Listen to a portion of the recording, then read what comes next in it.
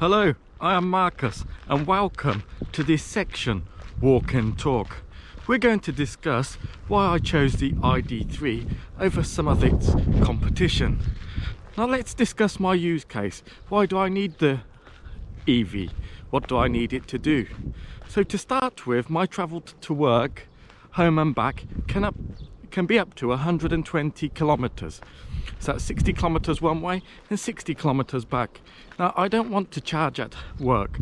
I want to charge at home, go to work and then come back home again on one charge. So as I said, I live just south of the river in Lisbon. I have to go to north of Lisbon, that's why it's 60 kilometers. So it needs to be able to do 120 kilometers there and back in the winter when it's slightly colder, and in the summer with the air conditioning blasting me nice and cold. Then my other trip I do quite regularly is to the Algarve. So from my home, that's around 300 kilometers. So basically I know that if I have to drive 300 kilometers, I will have to stop on the way perhaps at least once for charging. I don't know, perhaps not. So I don't mind to get a car where I have to stop less than 30 minutes, because normally it takes me just under 3 hours to drive those 300 kilometers to the Algarve. So if I stop for 30 minutes, perhaps it'll be a 3 hour, 30-minute trip. That will be fine. But what I don't want to do is have to stop 1 hour, 2 hours for what's a 3 hour journey. That would just be ridiculous. So basically those are the use cases, and I'll start to list some of the cars I could have purchased. There's some fantastic EVs out there and why I didn't purchase them. But first I just want to give you a list of my tick boxes. So a WLTP range of around 400 kilometers, a price of under 40,000 euros. That's quite important. 40,000 euros for me is a lot of money for a car. So it has to be under 40,000 euros. And I like the minimalist design, so something like the Tesla Model 3, where you don't have many buttons, it's minimalist inside. And also for a family of 3, so I've got a wife and a daughter. That doesn't mean the car has to be big.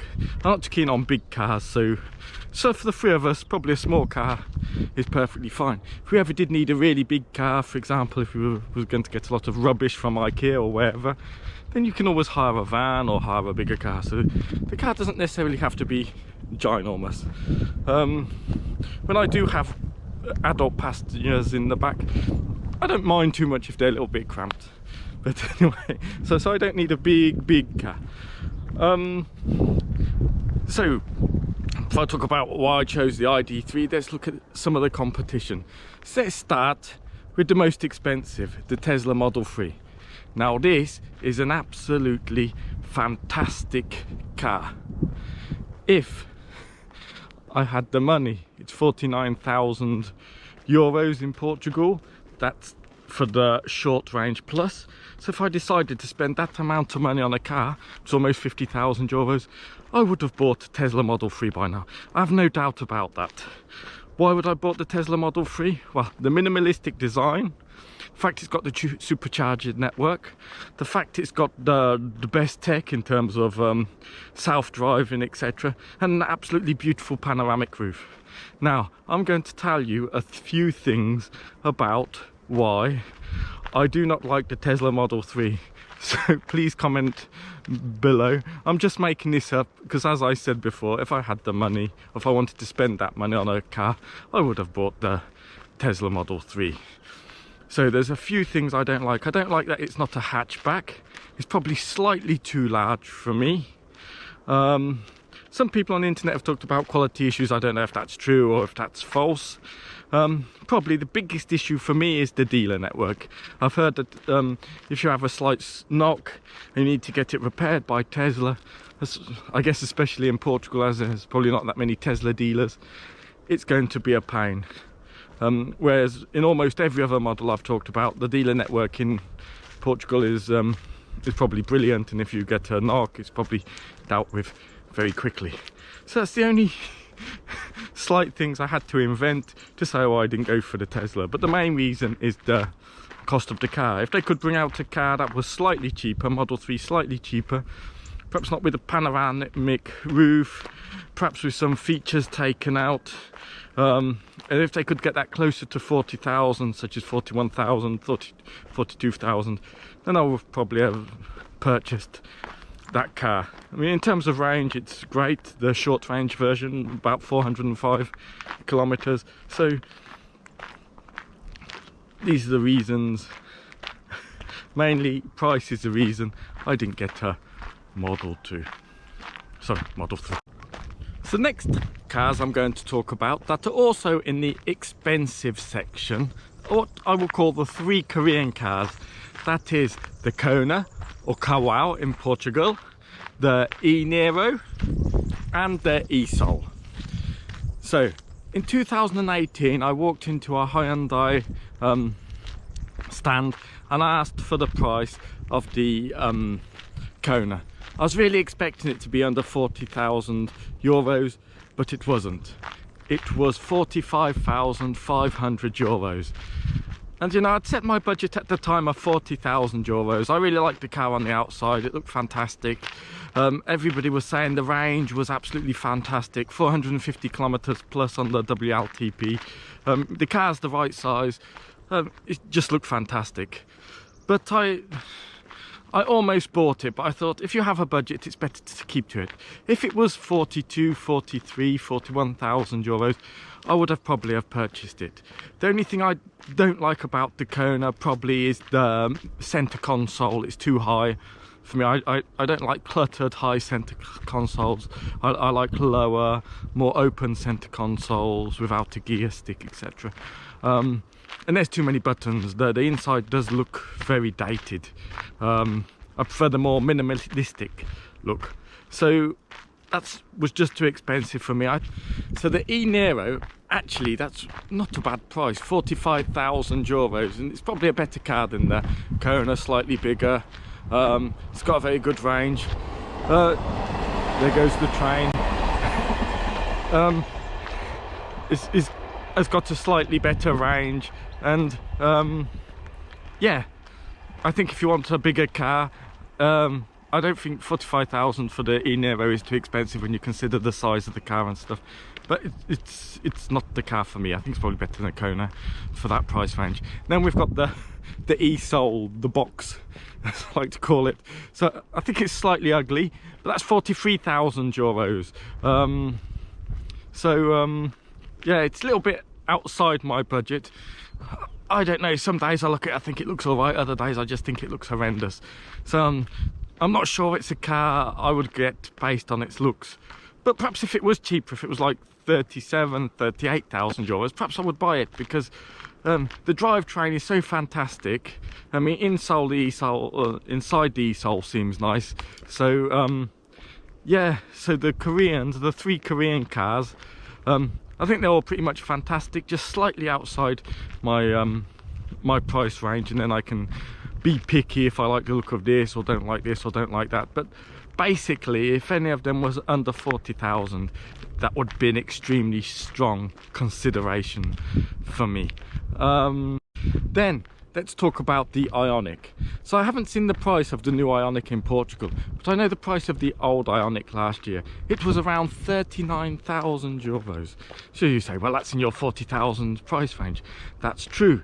But the range of the car was just, well, it's 200 kilometers. I know it's one of the most efficient cars. I know it's extremely efficient, but at the time in Portugal last year, it's got much better this year, there weren't that many charging options. So even though it charged quickly, it means you'd have to find charging options, and this year it's got much better, but last year it wasn't.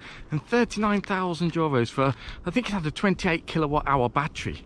Seems extremely expensive to me for a car with such a small battery, because my idea with electric cars is that you pay for the battery. That's why they're more expensive than petrol cars, and they weren't even putting a huge battery inside it for 39,000 euros. So that's one of the reasons I didn't get the Ioniq. I actually like the look of the Ioniq. I think it looks sleek. Yeah, the Ioniq would be a nice car. It was just too expensive for the size of the battery. The BMW, 41,000 euros, which isn't too far off my budget. WLTP of 250 kilometers. But what I've heard from a friend who just went to a BMW garage this week, so if you're in Portugal you might be able to get an opportunity, is currently they're giving 20% off the BMW i3. So apparently this is to meet their CO2 targets of car sales in Europe. So they're giving 20% off, so you can probably get it for around 33,000 euros. You know, that would make it cheaper than a Zoe or a E208 or cars like that, or in the same price bracket. And also they're giving you an 8,000 euros pack on top of that, so you can get for 33,000 euros and with an 8,000 euros pack. So if you want the BMW i3, I'd say this is a great time to go and get one, or you can probably get a very good deal with the dealer. For me, the i3, well, I think it's getting a bit dated now, you know. The range isn't too bad now, but I've heard because it's a bit box-like, when you go at highway speed, the range drops considerably. The charging speed is nice. Apparently that's very good. I really hate the suicide doors. The boot's really small. I just don't think it's going to work for me as a family. So that's why I excluded the BMW i3. But price wise and stuff, and it's got a BMW badge.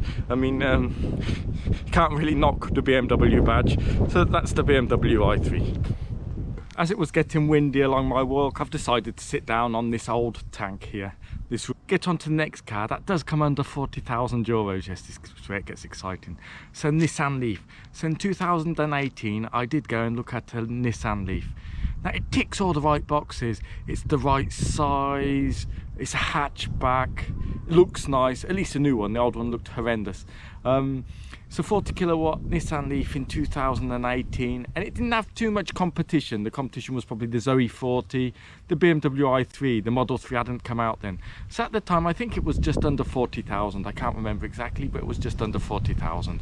Has the WLTP range of 275 kilometers, I believe, the price under 40,000. So I did nearly buy it. Now what put me off? Well, I saw a couple of videos on YouTube, and one of the videos was one bloke driving to Scotland when it was 0 degrees Celsius and the battery was overheating. Okay, he was doing 2 or 3 rapid charges, but on 275 kilometer battery, you probably want to do 2 or 3 rapid charges if you go on those long journeys.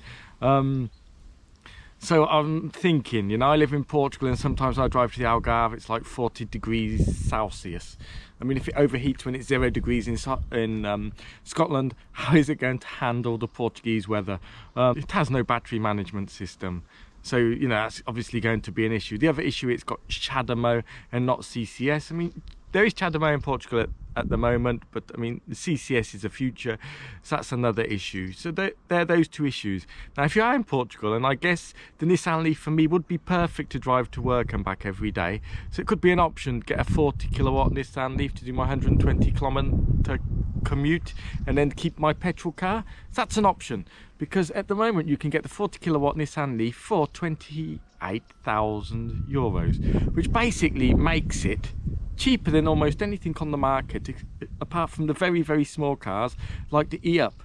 So at the moment the price is absolutely fantastic. The 60 kilowatt hour Leaf, which I just wouldn't consider at all because of the battery management issues, that's 41,000 euros, but that has a 385 kilometer WLTP range. I'm not sure it's the most efficient car for having a 60 kilowatt hour battery. So those are the reasons I didn't choose a Nissan Leaf. But if you want a Nissan Leaf, a 40 kilowatt hour is absolute bargain at the moment compared to the other competitions. Now the next car we're going to talk about is probably the most beautiful electric car I think there's on the market at the moment, strangely, and that's the Renault Zoe. The new one inside just looks fantastic, and on the outside it's always looked fantastic. It looks modern, it looks new, it's a nice small car. The price, so this is the price for the 40 kilowatt hour, the new one in Portugal, you're looking at 32,000 euros, and for the 52 kilowatt hour you're looking at from 34,000 euros to around 37,000 euros, depending on the equipment that you want.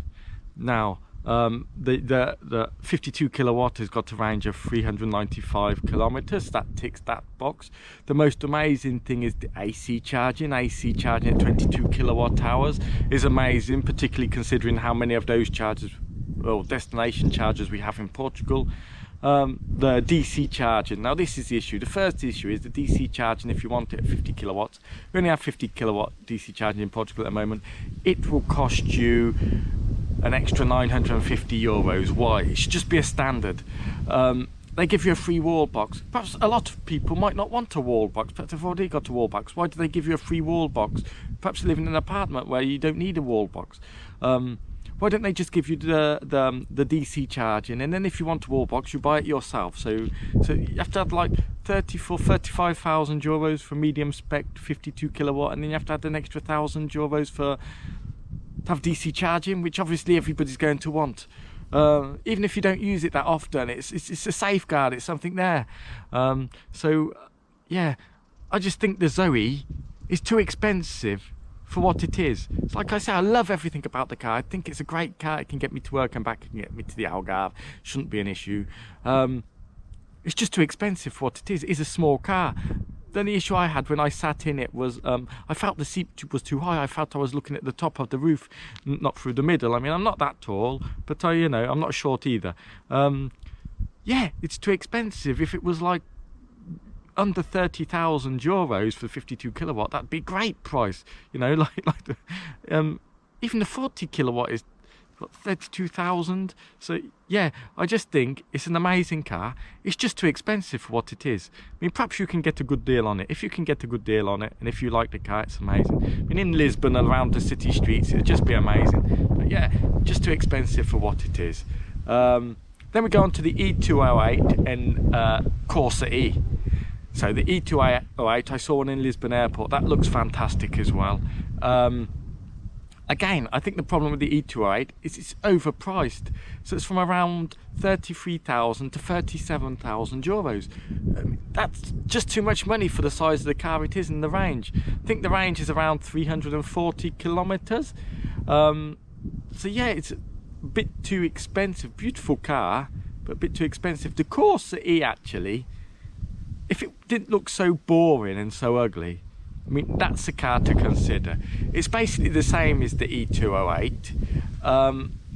It's got about the same range, I think 335 kilometers range, but you can get that for under 30,000 euros to 29,990 euros.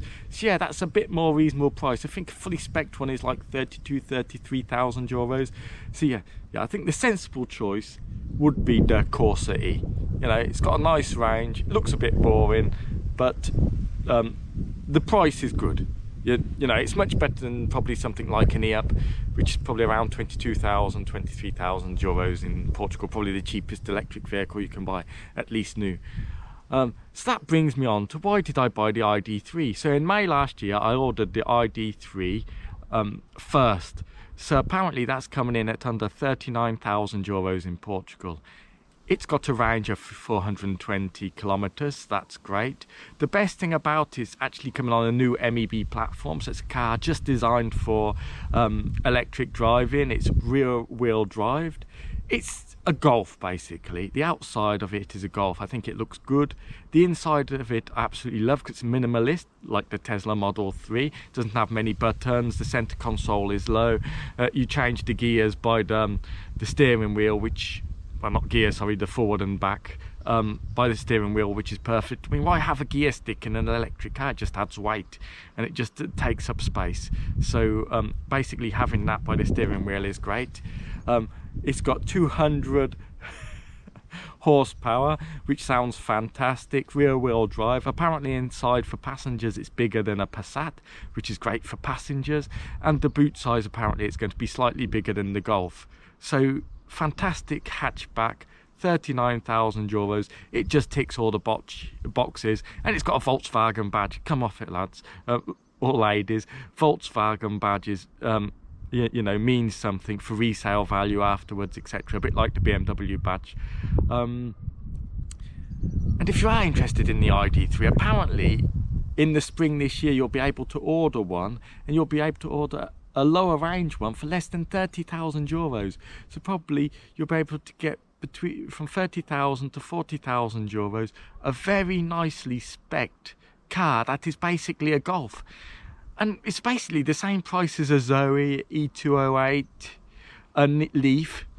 I just think it's going to kill the competition, or the competition has to lower their prices, because this is a Golf-sized car. It's bigger than any of the competition, has an amazing range, and is going to be around the same price. Obviously, if you want the more expensive one, the 550 km/h range one, that's probably going to be near 50,000 euros. But nobody needs that one, you know, the fully spec'd one.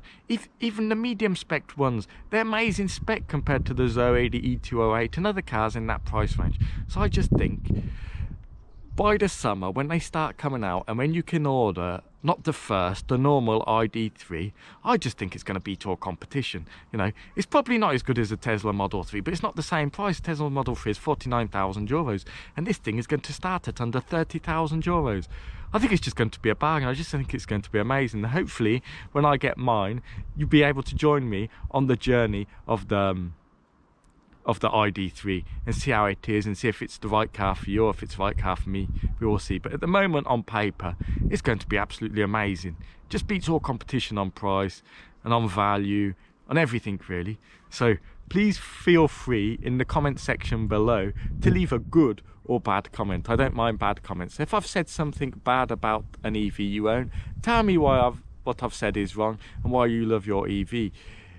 If I've said something good about an EV you own and you don't like that EV, tell me why you don't think that EV is good. All comments are welcome, as I said again, good or bad. Thank you for listening. I know this has been a big long run, but this is